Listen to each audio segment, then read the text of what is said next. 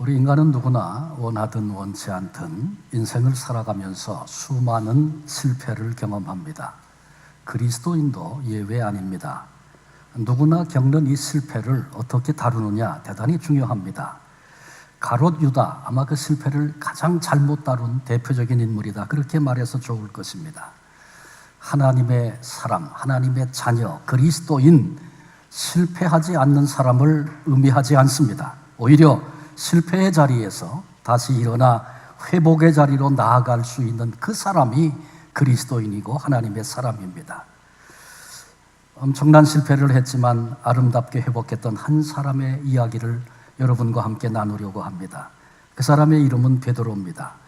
베드로는 예수님께서 가장 힘들어 하시는 시간에 예수님을 3번이나 부인하고 저주했다고 본문이 말씀하고 있습니다. 처절한 실패의 자리에 굴러 떨어졌습니다.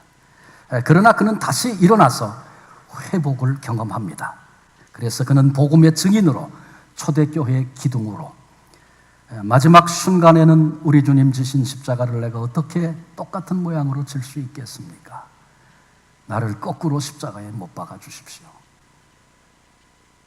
십자가에 거꾸로 못 박혀 자원해서 그렇게 죽었다고 하는 그런 이야기가 전해지고 있습니다. 회복된 이후에 그는 신앙의 거장으로 그렇게 인생을 살았습니다. 우리 인생길, 신앙길에 수없이 많은 실패들이 있습니다. 그런데 내가 왜 실패했는가 모릅니다. 어떻게 회복해야 할까 잘 모릅니다. 그래서 수없이 방황하며 인생을 삽니다. 이 시간에 실패에서 회복을 경험했던 한 사람 베드로의 모습을 구체적으로 살펴보면서 여전히 실패를 경험하는 우리들에게 주시는 영적인 교훈을 함께 나누려고 합니다. 2가지로 생각하려고 합니다. 한 가지는 베드로가 왜 실패했는가, 실패할 수밖에 없었던 요인들, 그런 베드로가 어떻게 회복됐는가, 회복의 그 비결들을, 이렇게 2가지를 좀 나눠서 말씀드리려고 합니다. 자, 그렇다면 먼저 예수님의 수제자였던 베드로가 무엇 때문에 실패했습니까? 첫 번째는 과신입니다. 과신이라는 말은 자기 자신을 지나치게 믿는다, 그런 말이죠. 믿지 말아야 할 것을 믿는 것, 그것을 미신이라고 말합니다. 믿어야 하는데 그걸 믿지 않는 것을 불신이라고 말합니다. 그런가 하면 자기 자신을 지나치게 믿는 것을 과신이라고 말하는데, 이것은 어쩌면 일종의 미신에 속한다, 그렇게 말해도 좋을 것입니다. 우리가 신앙생활하면서 믿음과 그리고 과신을 혼동하지 말아야 합니다. 한국교회 언제부턴가 적극적인 사고방식을 신앙인 양 그렇게 소개했던 적이 있습니다. 그래서 많이 잘못된 영향을 주었습니다. 적극적인 사고방식 나쁜 거 아닙니다. 그런 사고를 가진 사람이 그런 사고가 없는 사람보다 훨씬 더 적극적이고 능력 있는 삶을 사는 것 사실입니다. 그런데 적극적인 사고방식을 좀 소개한다면 그중에 가장 핵심적인 거, 그들의 외침, 슬로건 뭡니까? 나는 할 수 있답니다. 나는 할 수 있다. 그래서 신앙과 관계없는 일반 회사에서도 이 적극적인 사고방식을 도용합니다. 그래서 직원들을 훈련을 시키고 나는 할 수 있다고 용기를 주고, 그 다음에 부끄러움 타는 사람들 길거리로 내보내서 사람들 많은 데 서서 나는 할 수 있다 외치게 만듭니다. 하루에도 수십 번씩 되면서 스스로 나는 할 수 있다고 말합니다. 그런데 문제는 신앙과 이것이 어떤 관련이 있느냐라고 하는 것입니다.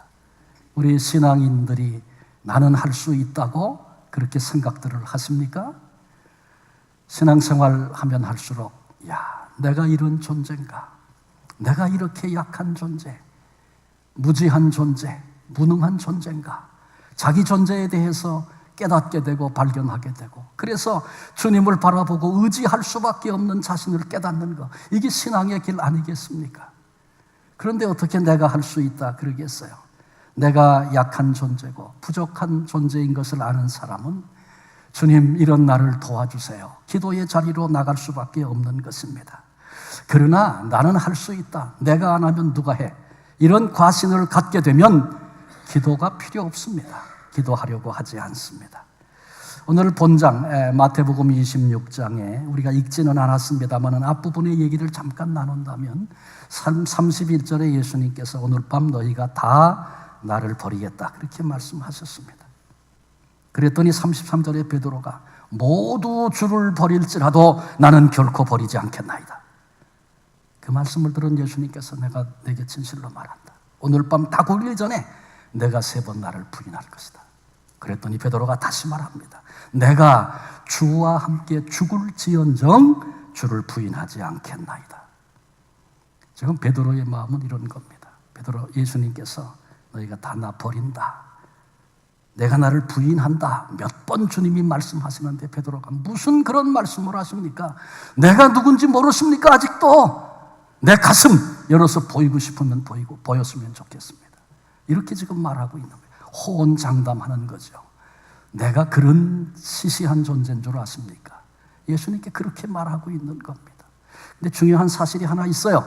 이때 베드로가 예수님을, 자기 속에는 주님을 결코 버린다든지 떠난다든지 그런 거 할 수 없다, 그런 마음이 전혀 없는데 예수님을 속이려고 한 말이었는지 아니라는 겁니다.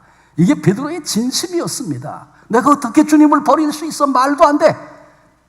다 버려도 나는 그런 자리에 설 수 없습니다. 주와 함께 죽을지언정 그런 일은 없습니다. 내가 주님을 부인한다니요. 이게 베드로의 진심이었습니다. 진심 중요하지 않습니까?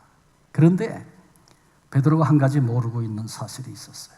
그건 뭐냐 하면 자신의 존재됨입니다. 내가 얼마나 약한 존재인지, 상황이 그렇게 두려움으로 밀려오면 거기 버티고 설 수 없는 자임을 스스로 알질 못했어요. 그래서 자기를 과신하게 되고 호언장담하게 되는 것입니다. 자기 존재를 모르면 결코 승리할 수 없습니다. 사실 이때 예수님이 몇 번을 반복해서 너 이렇게 될 것이다 말씀하실 때 주님의 그 음성을 들으면서 주님, 나를 도와주십시오. 내가 그 부끄러운 자리에, 그 비참한 자리에 내가 서게 된다는 것 상상도 할 수 없는데 주님, 제가 그렇게 될 겁니까? 내가 그런 부끄러운 자리에 서지 않도록 내게 힘을 좀 주세요. 나를 좀 도와주세요. 이래야 되지 않았겠습니까?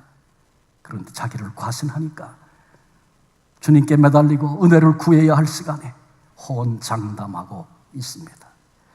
과신하면 기도하지 않습니다.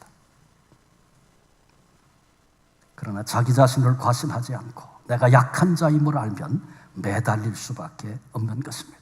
예수님께서 심지어는 겟세마네 동산에서 기도해야 된다, 그러지 않으면 시험에 빠진다, 몇 번씩 반복해서 주님이 말씀하시고, 심지어는 내가 고민하여 죽게 됐다, 나와 함께 기도하자, 주님이 그렇게 말씀하시는데도, 당부하시는데도 베드로 기도하지 못했습니다.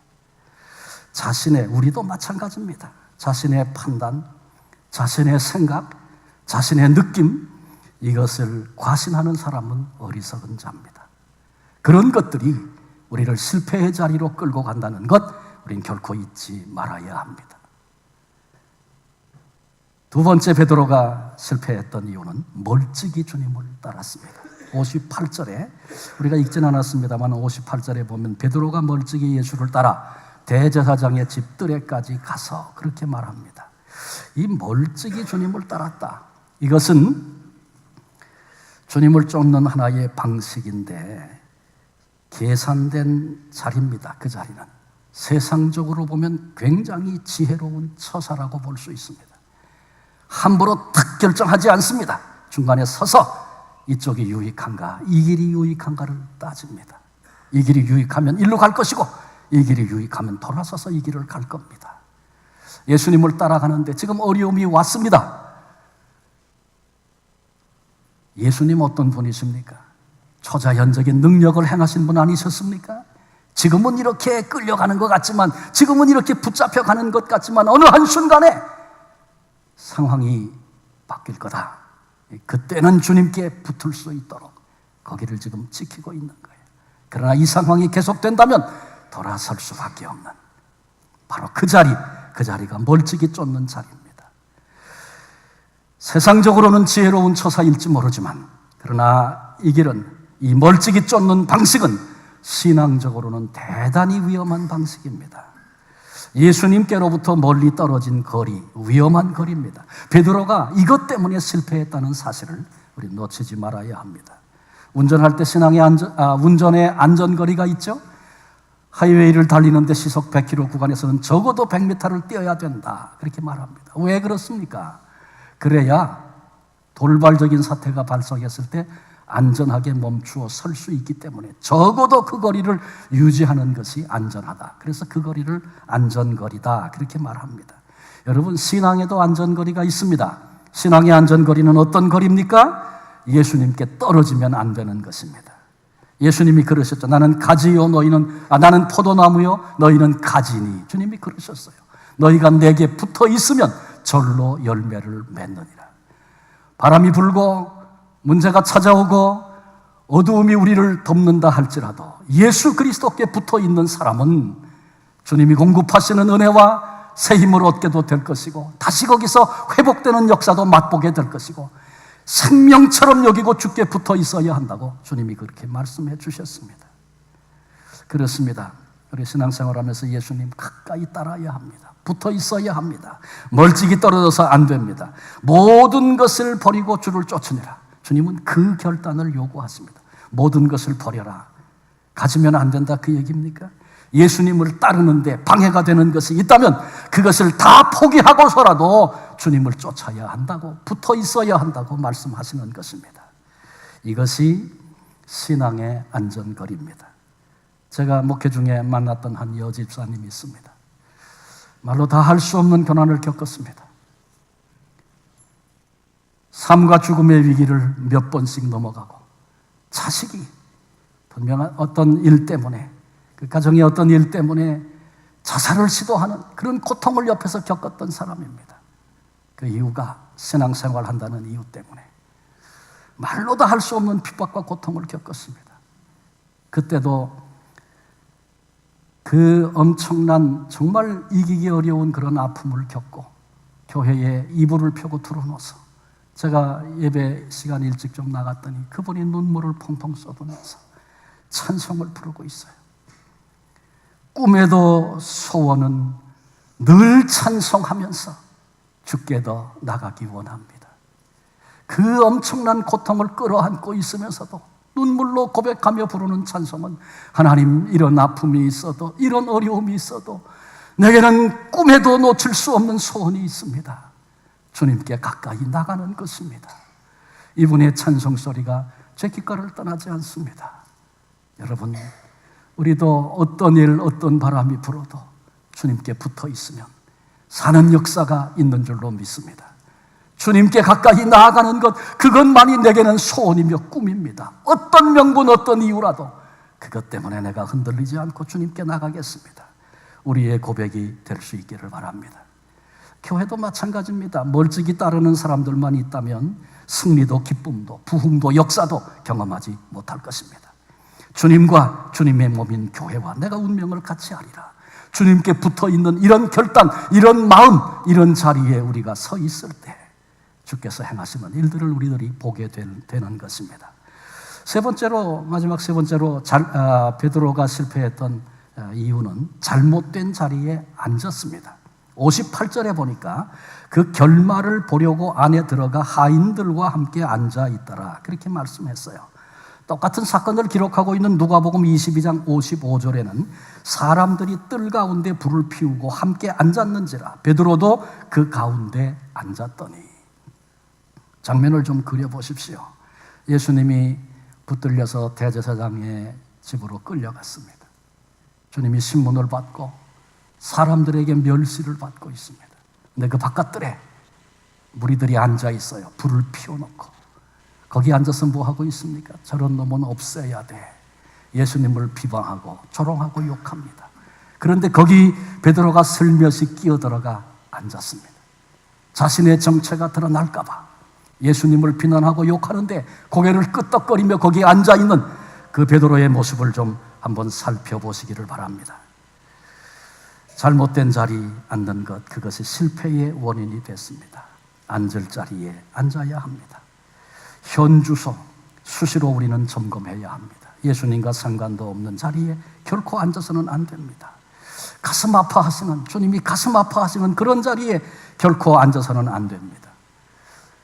우리 교회에 지나간 역사 속에 내가 앉은 자리는 어떤 자리인가, 나를 통해 남겨진 흔적은 어떤 흔적인가 늘 돌아다 보아야 합니다. 우리의 남은 생에 주님이 기뻐하지 않는 자리라면 박차고 나가는 결단이 우리에게 있어야 합니다. 베드로가 왜 실패했습니까? 세 가지 이유를 살폈죠. 자기를 과신했습니다. 두 번째로는 멀찍이 따랐습니다. 그리고 세 번째 이유는 잘못된 자리에 앉았습니다. 이런 모습을 가지고 있던 베드로가 결국은 실패했습니다. 처절한 모습으로 주님을 부인하고 저주했던 자리에 떨어진 것입니다. 이 같은 베드로의 실패의 요인이 오늘 우리에게도 있을 수 있는 문제라는 사실을 놓쳐서는 안 됩니다. 만일 우리에게 나에게 그런 것이 있다면 그런 것들을 제거하는 결단이 필요합니다. 그냥 내버려 두고 그런 모습으로 산다면 우리는 실패의 자리로 떨어지게 됩니다. 언젠가는 반드시 그런 아픔을 경험하게 되는 것입니다. 자, 이제 또 한 가지를 살펴야죠. 그가 어떻게 회복됐는가, 회복의 비결입니다. 첫째로 말씀이 생각나서 75절을 보십시다. 이에 베드로가 예수의 말씀에 다굴기 전에 내가 3번 나를 부인하리라 하심이 생각나서 그렇게 기록했어요.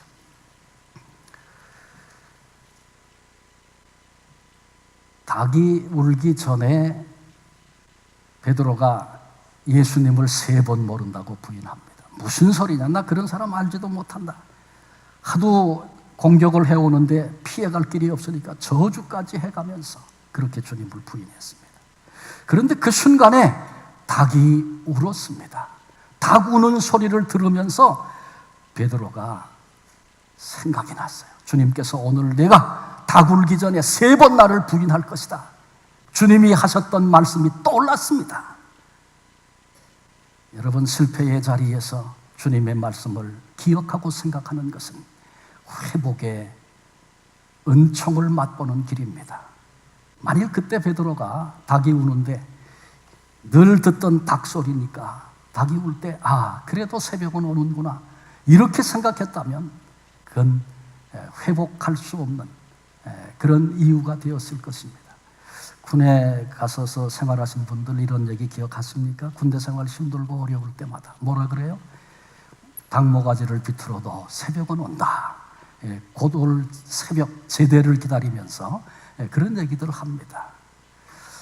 베드로가 사실 그 밤에 제일 괴로웠던 사람 누굽니까? 베드로입니다. 우리가 베드로의 성품을 알잖아요. 그런데 그 베드로가 그 불안한 상황에 눌려서 예수님을 부인했을 때 그 마음은 즐거웠고 얼마나 그게 고통스러웠겠어요. 그런데 닭이 웁니다. 이 밤에 이렇게 힘들어도 그래도 새벽은 오는구나. 베드로가 그러고 끝났다면 회복될 수 없었을 것입니다. 실패의 바로 그 자리에서 주님의 말씀을 기억하고 생각하는 일이 얼마나 중요한지 모릅니다. 고난과 낙심의 때에 말씀이 생각나면, 말씀을 붙잡을 수 있다면, 오히려 그때 주의 말씀이 더 선명하게 내게 다가온다면 내가 지금 겪은 고난은 결코 저주가 아닙니다. 오히려 그것이 축복이 된다는 사실을 우리 잊지 말아야 할 것입니다. 우리가 생각하지 말아야 할 것을 생각하며 살면 그게 비극입니다. 생각해야 할 것을 놓치지 않고 붙들고 산다면 그 사람이 복된 자입니다. 여러분 기억하시죠? 우리 김옥렬 목사님, 기르키즈의 선교사로 인생의 후반부를 다 들여 그렇게 살았던 어른인데 참 돌아가셔서 참 안타까움이 있었고, 제가 지난번 선교지에 갔을 때 김 목사님 묘지에 가서 참 그분의 삶을 또다시 생각했던 적이 있습니다. 오래전 일입니다. 그분이 원주에 교회를 개척했어요. 교회 개척해서 다시 시작한다는 말씀을 듣고 가서 내가 기도라도 한번 같이 하고 또 위로라도 드려야지, 그런 마음으로 제가 찾아갔었습니다. 개척한 지 얼마 안 됐어요. 근데 이제 그분이 제가 갔는데 이런저런 얘기 중에 이런 말씀을 하세요. 하루는 주일날 예배를 드리는데 낯선 젊은 부인이 새댁이 아기를 안고 들어와 앉았다는 겁니다. 한 영혼이 천하보다 귀하다 그러는데 개척교회를 해보신 분은 그게 무슨 말인지 더 뼈저리게 절감을 합니다. 저는 신학교 때 그런 경험이 있었기 때문에 그게 무슨 말인지 알아요. 그분의 그 얘기가. 그래요. 새로 한 분이 낯선 분이 들어왔으니까 그날 1000명이 온 것처럼 힘이 나서 힘있게 설교하고 예배했다는 거죠. 그리고 예배 마치자마자 자매님 내 방으로 좀 오라고 사무실로 모시고 들어가서 얘기를 했다 그래요. 어떻게 교회에 나오셨나요? 그랬더니 이분이 이제 이런 얘기를 했답니다. 이분이 원래 결혼하기 전에 처녀 시절에 교회 열심히 다니고 주일학교 반사로 또 찬양대로 봉사하고 힘껏 일하던 분이라 그래요. 그런데 중매를 통해서 아주 좋은 인품이 좋은 그런 남편을 만나서 남자를 만나 결혼을 하게 됐답니다. 이제 결혼 생활을 시작했는데 시댁에서 사랑해주고 남편이 그렇게 자기를 좋아하고 아껴주고 그저 뭐든지 다 해주려고 그러고 그래서 자기 생에 사랑받지 못하고 컸었는데 그런 사랑을 받으면서 너무너무 행복하고 세상에 이런 삶이 다 있구나. 그래서 행복에 겨워가지고 오늘까지 교회를 안 다니고 예배를 안 드리고 산다는 사실조차 잊어버리고 그러고 살았다는 거예요. 그런데 일주일 전쯤에 아이 낳은 얘기를 제가 말씀을 합니다. 그러다가 아들을 낳았는데 남편 닮은 아주 인물 좋은 아주 잘생긴 아들을 낳았어요. 그랬더니 시댁에서 더 좋아하고 남편은 더 사랑하고 그래서 아이 때문에 행복하고 사랑받으면서 행복하고 그렇게 정신없이 살았다는 거예요. 근데 일주일 전쯤에 아이가 설사를 시작했다 그래요. 뭐 설사 애들 크면서 얼마든지 하잖아요. 그래서 곧 괜찮아지겠지.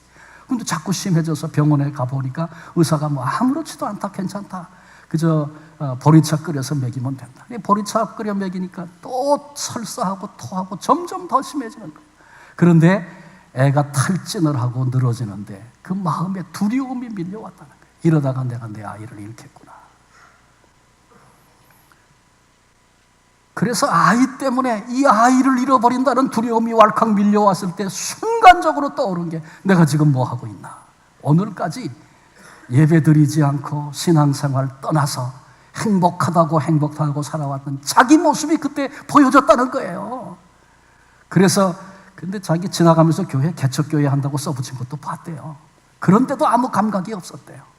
그런데 그러고 나니까 개척교회 한다고 써붙였던 거 생각이 나고 내가 내일 아침 따지고 보니까 그날이 토요일이더래요. 내가 내일 아침 가서 예배해야지. 그래서 자다가 깨다가 잠도 제대로 못 자고 그리고 아침에 예배드리러 나왔다는 거예요.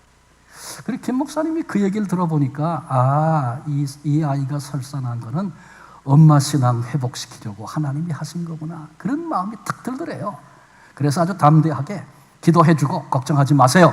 어머니의 신앙을 하나님이 회복시키려고 이 아이의 어려움을 통해서 부르고 계십니다. 어머니 신앙 회복하면 하나님이 그냥 깨끗하게 낫게 하실 겁니다. 기도해줬다 그래요. 낫겠어요? 안 낫겠어요? 그럼 말할 것도 없지. 안 낫으면 제가 왜 이 얘기를 하겠습니까?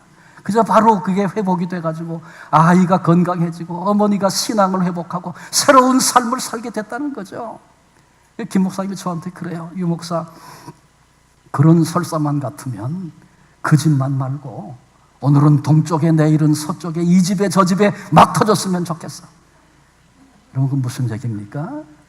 힘들고 어렵고 아픈 일이지만 그것 때문에 말씀이 생각나고 예수님이 생각나고 내가 가야 할 곳이 생각이 나고 그래진다면 그 아픔과 어려움은 결코 위기가 아니라는 것이죠. 하나님이 사랑으로 주님께서 부르고 계신다는 것이죠. 그런데 위기의 때에 말씀이 생각나려면 평상시에 말씀을 사모하고 가슴에 담아두고 그런 과정, 말씀대로 살아보려고 씨름했던 과정이 있어야 떠오르고 생각나는 것이지. 말씀 관심 없이 그렇게 살다가 어느 날 위험과 어려움이 찾아왔을 때 저절로 말씀이 생각이 납니까? 그렇지 않아요. 오늘을 말씀의 사람으로 살 때 그 은혜가 우리에게 주어지는 것입니다. 두 번째로 베드로가 회복됐던 비결은 주님의 얼굴을 바라볼 때 회복이 시작됐습니다. 누가복음 22장 61절에는 이렇게 말합니다. 닭이 우니 주께서 돌이켜 베드로를 보시니. 이렇게 누가가 기록해 주고 있어요. 자, 생각해 보세요. 베드로가 예수님 부인하고 저주하고 근데 닭이 울었어요. 예수님 말씀이 생각이 났어요. 그 예수님 말씀이 생각나면 어떻게 할까요? 자기도 모르게 예수님을 향하여 얼굴이 돌려지지 않았겠습니까? 주님이 그 말씀하셨는데 내가 이러고 있네. 그리고 주님을 바라봤어요. 그런데 바로 그 순간에 신문받고 고통당하던 예수님이 고개를 돌려서 주께서 닭이 우니 주께서 돌이켜 베드로를 보시니, 예수님이 베드로를 보시는 거예요. 그 부끄러운 자리에 있던 베드로가 고개를 들어 주님을 봅니다. 주님의 눈과 베드로의 눈이 공중에서 부딪혔어요. 만났어요. 그때 예수님의 눈은 어떤 눈이었을까요? 책망과 비난의 눈이었을까요? 너 수제자 맞니? 내가 그렇게 얘기해도 큰 소리 치더니 꼴 좋다. 너 잘한다. 냉소적인 그런 표정으로 주님이 보셨을까요? 아닙니다. 우리 주님이 베드로야, 내가 너의 약함을 안단다. 너 결코 부인하고 싶지 않은 그 중심 내가 안단다. 나 벌써 용서했어. 걱정하지 마라. 너 절대로 낙심하지 말아라. 이제 더 큰 일도 다가올 거야. 그러나 포기하지 마라. 사랑으로 격려하시는 주님의 눈길, 위로의 눈길. 베드로가 그때 주님의 그 눈길을 보게 됐습니다. 그 순간 베드로가 얼마나 많은 생각을 했을까요? 과거에 불황무식한 어부였는데 그런 나를 앞세워서 나를 수제자라고 인정해 주시고 사역하게 하시고 그 은혜, 그 놀라운 사랑, 머리에 중화등처럼 자기가 겪었던 그 사건들이 다 떠오르지 않았겠습니까? 눈물 젖은 우리 주님의 눈 기대한다. 너 잘 해낼 거야. 내가 너를 여전히 신뢰한단다. 우리 주님이 그런 눈으로 베드로를 바라보고 계십니다. 여러분, 우리도 그 주님의 눈길을 잊어버리면 안 됩니다. 힘든 자리, 고난의 자리에서 주님을 바라볼 수 있어야 합니다. 나로 인해서 때로는 피눈물을 흘리시는 우리 주님의 눈을 볼 수 있어야 합니다. 스데반 돌에 맞아 죽는 그 고통의 순간에도 하늘문이 열리고 보좌 우편에 서신 예수님 바라보게 될 때 고통도 고통이 아니고 사람이 할 수 없는 그런 마지막 아름다운 모습을 보이면서 신앙은 이런 것이라고 증거해 나타내는 그런 사람, 그런 존재 되지 않았습니까? 마지막 세 번째로 베드로가 회복될 수 있었던 비결은 밖에 나가 심히 통곡하니라. 회개의 자리로 뛰어나가는 베드로의 모습을 성경이 말씀하고 있습니다. 그것이 베드로가 회복될 수 있는 세 번째 비결이었습니다. 주님의 말씀을 듣고 주님 앞에서 주님의 눈길을 바라다 보면서 내가 이런 존재였구나, 내가 이런 사람이었구나, 그 자리에 더 이상 있을 수 없어서 뛰쳐나갔습니다. 그의 통곡, 회개의 눈물이었고 회개의 자리에 서 있는 그의 모습을 성경이 그려주고 있습니다. 여러분, 인간의 가장 아름다운 때, 아름다운 모습이 언제인 줄 아십니까? 어떤 일을 잘 이뤄내고 굉장한 모습으로 서 있는 그때가 아니라 사실은 내가 하나님 앞에 죄인임을 깨닫고 눈물 흘리며 두 주먹을 불끈쥐고 주님, 나 같은 것인데 용서해 주십시오. 주님 앞에 그렇게 서는 그 순간이 인생의 가장 아름다운 때요, 가장 아름다운 순간임을 우리는 잊지 말아야 합니다. 하나님은 오늘도 회개하는 사람을 찾으십니다. 닭이 울 때, 주님이 바라보실 때, 내 죄가 지적됐을 때 핑계하고 도망가고 다른 것으로 가리우려고 하는 것이 아니라 주님, 내가 그런 존재입니다. 나를 용서하십시오. 그때가 새로운 회복을 경험하는 시작이요, 새로운 출발의 때가 되는 것입니다. 회개하는 사람을 오늘도 하나님은 찾고 계시고, 회개할 때 우리의 삶에 나타나고 또 경험하고 있는 현상이 어떤 것이고 그 고통과 아픔이 얼마나 큰 것이라 할지라도 주님의 십자가 앞에 회개의 눈물 흘리며 그 자리에 두 손 들고 서는 사람에게는 모든 방면에서 회복해 하시는 하나님의 은혜와 역사가 경험되는 것입니다. 오늘 우리는 말씀을 통해서 베드로의 실패와 회복의 얘기를 같이 나눴습니다. 베드로가 세 가지 실패의 요인이 있었다고 그랬죠. 뭐 때문에 실패했다고요? 자기를 과신했어요. 그 다음에 멀찍이 주님을 따랐어요. 그 다음에 잘못된 자리에 앉았어요. 이런 이유들 때문에 베드로가 자기 인생의 가장 큰 실패를 그때 베드로가 경험했습니다. 근데 베드로의 인생이 거기서 끝나지 않은 건 얼마나 감사한 일인지 몰라요. 베드로가 회복되죠. 어떻게 회복됐어요? 회복의 비결은 뭐였습니까? 말씀이 생각났어요. 그 다음에 주님의 눈을 보게 됐어요. 그리고 마지막으로는 내가 누군지를 깨닫고 주님의 사랑 앞에 내가 어떤 존재였는가 비로소 보게 되었고 통곡하며 회개할 때 회복되어지고, 베드로는 신앙의 역사 가운데 지워지지 않는 흔적을 지닌 위대한 사람으로 그 남은 생애를 그렇게 살 수 있었습니다. 오늘 이 말씀을 우리가 나누는 것은 그 옛날 베드로 얘기하고 끝나는 것이 아닙니다. 베드로가 실패할 수밖에 없었던 그런 요인들이 우리 속에도 내 삶에도 있을 수 있다는 것이죠. 그것이 있음을 주께 고백하면서 주님, 이런 나를 불쌍히 여겨주시고 이런 내게 힘을 주십시오. 나 이것 버리고 살고 싶습니다. 이것 잘라내고 이제는 살아보겠습니다. 이런 결단을 주님께 드려야 합니다. 주의 도우심을 구해야 합니다. 그럴지라도 우리는 원치 않는 실패의 자리에서 힘들고 아파하는 순간이 우리에게 얼마든지 있을 수 있고 지금 그 시간을 보내는 사람들도 있을 것입니다. 그 실패의 자리에서 괜찮다고 다 그러고 사는 거라고 그렇게 넋두리를 해가면서 그냥 주저앉아 있으면 희망이 없습니다. 바로 그때가 주님은 뭐라고 말씀하시는지 주의 말씀을 생각해야 할 때고, 주님의 눈물 젖은 그 눈을 바라봐야 할 때고, 나의 죄를 두 손 들고 주 앞에 내놓고 십자가 그 사랑 앞에 서야 할 때임을 믿습니다. 오늘 우리의 삶 속에 여전히 이런 일들이 보여지고 구별되어지고 그리고 고백되어지고 사모되어져서 왜 실패하는지도 모르고 어떻게 회복할 줄도 몰라서 방황하는 인생으로 남은 삶을 그렇게 살다가 끝나는 것이 아니라 이런 것들이 내게 있습니다. 주님 긍휼히 여기소서. 그런 나에게 말씀을 주신 것 감사합니다. 그런 나를 사랑하셔서 지금도 그 눈을 떼지 않으시고 나를 봐주시는 것 감사합니다. 지금 이 순간에도 손 들고 나가기만 하면 용서하시는 그 사람 때문에 감사합니다. 그리고 주님의 그은혜 앞에 달려나가 위로부터 부어주시는 새 힘을 얻고 회복되어지고 승리하는 한 분 한 분의 남은 생에 되어지시기를 주님의 이름으로 축원합니다. 기도하시겠습니다. 우리 이 시간 잠시 함께 한 마음으로 기도하십시다.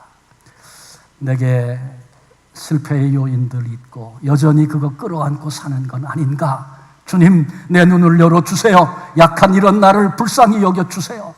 주님께 기도하며 베드로가 회복했던 그 과정이, 그 은혜가 내게도 있기를 함께 구하며 기도하도록 하겠습니다. 함께 기도하십니다. 거룩하신 아버지, 우리들이 이 시간에 말씀 앞에 고개 숙였습니다. 하나님, 사람의 것으로 사람의 이야기로 듣거나 끝나지 않게 하시고 오늘 나를 향하여 말씀하시는 주님의 음성을 듣게도 하시고 오늘 여기서 아버지 내 속에 있는 실패의 요인들 있는 그대로 인정하고 주님 용서하옵소서. 두 손 들고 일어서게 하시고 나를 바라보시는 주님의 그 눈길 안에 새 힘과 용기를 얻도록 하나님 주여 우리를 도와주시옵소서. 아버지, 우리 교회가 아버지 실패를 경험하고 있고 또 실패가 우리를 넘어뜨리려고 하고 있고 아버지 이런 일들이 우리에게 수없이 많이 있을지라도 소망이 주께 있음을 다시 고백하고 주님을 향하여 눈을 듭니다. 오 주님, 불쌍히 여겨 주옵소서. 오 주님, 새롭게 붙들어 주옵소서. 하나님의 은혜 자비 사랑으로 붙잡아 주옵소서. 하나님이 함께 해주실 줄로 믿습니다. 하나님이 함께 해주실 줄로 믿습니다. 사랑의 주님, 베드로가 실패할 수밖에 없었던 이유들을, 그런 베드로가 어떻게 회복되었는지를 말씀을 통해 나눴습니다. 오늘 내게 주시는 하나님의 메시지 들을 귀를 주시고 그래서 실패를 여전히 경험하며 살아가는 인생된 우리들이지만 그럼에도 절망하지 않고 주님을 바라보고 다시 일어서고 그래서 종국에는 아름답게 영광을 받으시고 그렇게 하나님 앞에 세우실 그날을 기대하면서 주님만이 나의 소망이요, 주님만이 내 인생의 반석이 되십니다 고백하며 그렇게 남은 생애를 살아갈 수 있는 하나님의 사람들 다 되게 해 주옵소서. 우리를 그 은총의 자리에 불러내신 예수님의 이름으로 감사하며 기도하옵나이다. 아멘.